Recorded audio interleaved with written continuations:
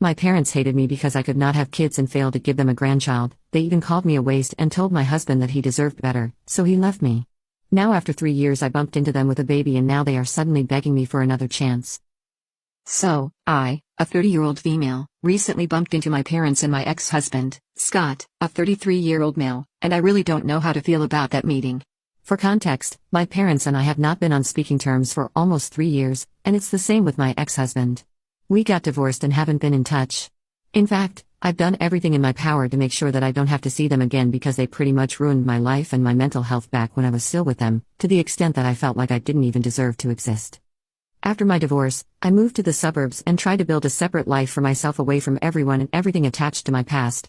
So, running into them recently has been a huge shock for me, and I kind of said certain things to them that I'm not sure was the best move for me. My parents had always wanted a son, and it's not like they treated me badly growing up, but it was very obvious to me that they would have treated me differently if I had been a boy. My mother had even spoken about it on several occasions, and I had tried my best to be the son that they never had, but I couldn't succeed. After I graduated from college and started living separately, I still tried to stay in touch with my parents because no matter what, they were still my family, and they were the only family that I had. I wasn't particularly close to my grandparents, and neither did I have any uncles or aunts who would be there for me, so I had accepted my fate that no matter how much they pushed me away, they were still my only family. Even if they did not seem very interested in keeping in touch with me, I still tried to maintain contact. Then, when I was around 23 years old, I started dating Scott. We had met at a concert and had an instant spark. After dating for a while, my parents started putting in more of an effort to keep in touch with me. They would call me more often and ask me about my relationship and basically express more of an interest in my life. I had noticed this change, but because it was a welcome change, I did not think much of it and just accepted it. The longer I dated Scott, the more involved my parents became in my life, and after one point, it felt like we were all just one big happy family. I was quite happy about it because this was all I had ever wanted, so I did not question it, even though I really should have. Anyway, after a little over 2 years of dating, we got engaged and then married after having spent 3 years together. After we got married, things were pretty great for a while, and I was enjoying my life as a newlywed. But 6 months after my wedding, my parents started hinting that they wanted a grandchild. I was just 26 at the time, and I wasn't exactly ready. I wanted to wait for a couple more years before I started trying for a baby, but at their insistence, I had the talk with Scott, and he was for the idea of starting a family. So, because of his enthusiasm, we decided to start trying for a baby soon after we got married. We tried for a really long time, but even after several months had passed, we had not been successful in conceiving. We started to suspect that maybe something was not right and decided to get tested. Unfortunately, it turned out that I could not have kids. It came as a huge shock to both of us, but more than us, it was my parents who were disappointed, and they had not even bothered to hide it. The day that we announced it to both our parents, my dad actually walked out afterward instead of comforting me. We decided to stop trying for a while, and Scott and I had a discussion about trying other ways, like medical treatments, but that would cost us a lot, and success during our first attempt was not even guaranteed. So, we had to put our plans of starting a family on hold for a while until we had made more money and would be able to afford several rounds of it. We were content with that, even though we were a bit upset, but my parents were extremely unhappy. They stopped visiting, they stopped talking to me, and no matter how much I tried to explain to them that this was not exactly my fault, they were just not ready to hear it. After a few weeks had passed, I felt so let down by their behavior that I called them up and gave them a piece of my mind. I told them that they had been treating me a little too cruelly just because I couldn't give them a grandchild right now, and that made me doubt whether they were even capable of being good grandparents when I would actually be able to have a kid. I told them that they had treated me harshly all my life just because I was not a guy, and I could see how differently they treated my husband.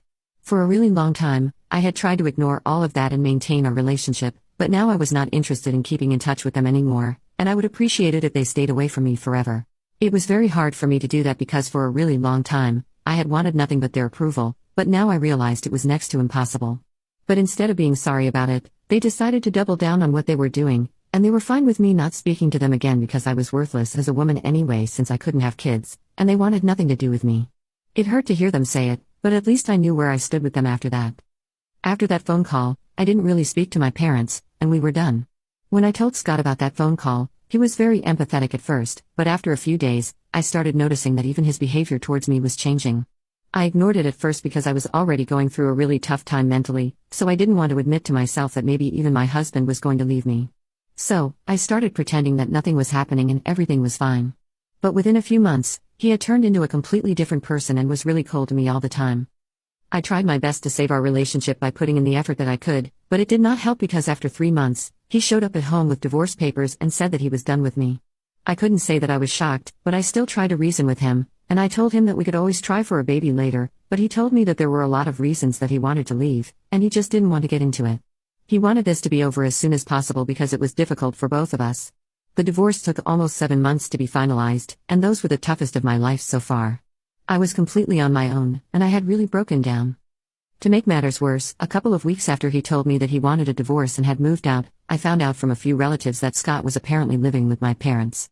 I knew that talking to them wouldn't help, so I decided to talk to my in-laws about it, and it was a very uncomfortable conversation.